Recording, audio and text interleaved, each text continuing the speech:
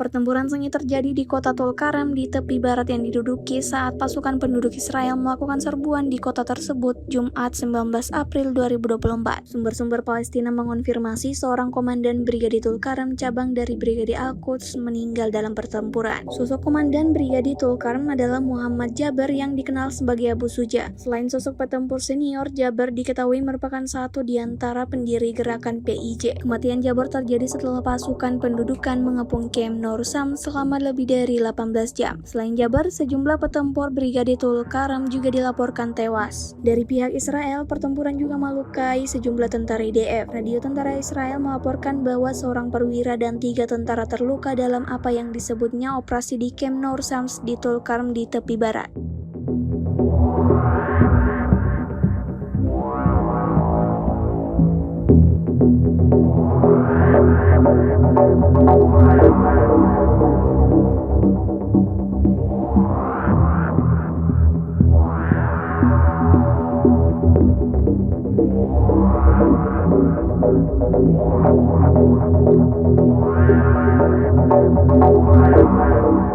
Download Tribun X sekarang, menghadirkan lokal menjadi Indonesia.